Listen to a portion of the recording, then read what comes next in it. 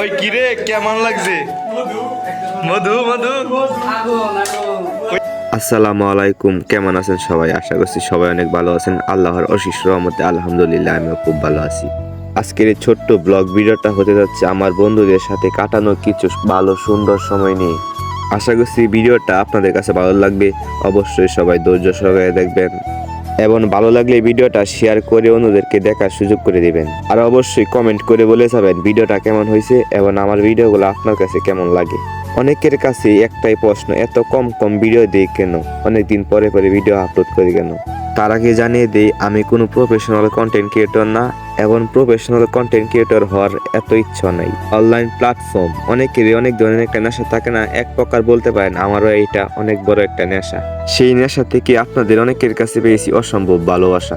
তাই মাঝে মাঝে আপনাদের জন্য ভালো কিছু ভিডিও উপহার দেওয়ার চেষ্টা করি এবং চেষ্টা করবো ইনশাল্লাহ। এরকম বৃষ্টি ভিজা রাতে সকল বন্ধু বান্ধবকে নিয়ে একসাথে পার্টি দেওয়ার মজাই আলাদা।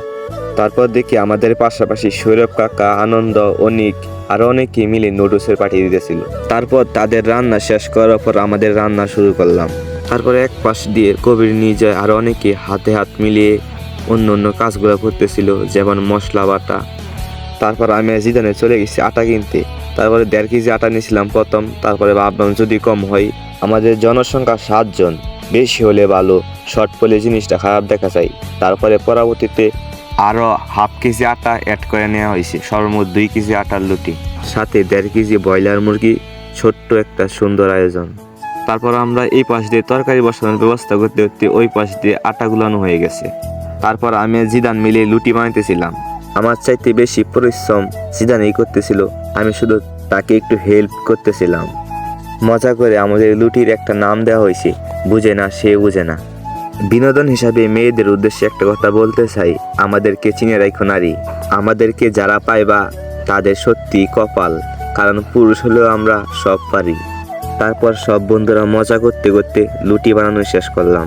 সত্যি বলতে কি, টাকা হলে দোকানের চাইতে ভালো লুটিও হয়, তবে এটার মাঝে যেই মজা দোকানে খেয়ে জীবনও সেই মজা পাওয়া যাবে না। সকল বন্ধুরা একসাথে হয়ে নিজের হাতে রান্না করে খাওয়ার মজাই আলাদা, সেটাতে অন্যরকম একটা স্বাদ, শান্তি এবং ভালোবাসা। সেইটা স্বাদ, শান্তি এবং ভালোবাসা তারাই বুঝবে, বিশেষ করে প্রবাসী ভাইরা। তারপর দেখতে দেখতে আমরা তরকারি রান্না শেষ করলাম। সত্যি বলতে তরকারির কালার এবং স্বাদ মাশাআল্লাহ খুবই ভালো ছিল। তারপরে তরকারি রান্না শেষ করে আমরা রুটি ভাজতেছিলাম। তারপর দেখতে দেখতে আমাদের লুটি ভাজার কাজও শেষ, এইবার খাওয়ার পালা। তারপরে খাবারগুলা সুন্দর করে পরিবেশন করতেছিল। আজকে যার কথা না বললে নয়, কবির। সে প্রথম থেকে শেষ পর্যন্ত প্রচুর পরিমাণ পরিশ্রম করেছে। রান্না বান্না কাটাকাটি সবকিছুতেই তার হাত ছিল আগে। তারপর এক এক করে সবাইকে খাবার দেওয়া শেষ। এখানে আমাদের মাঝে কম বেশি সবাই আছে, শুধু আশরাফুল আর রাহিম নাই। তোমাদেরকে অনেক মিস করতেছি এই সুন্দর কিছু সময়ের মাঝে। আজকে যদি আমার ভিতর থেকে অনুভূতির কথা বলি তাহলে মুখে বলে বোঝানো যাবে না।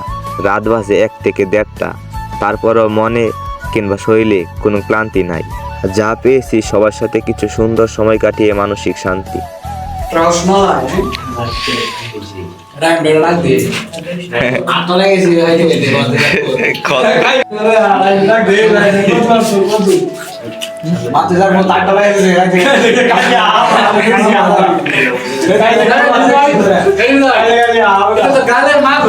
কিছু কবির তোর অনুভূতি কেমন? অনেক পলাশের অনুভূতি কেমন? লাইভের উদ্দেশ্যে কিছু বলবা?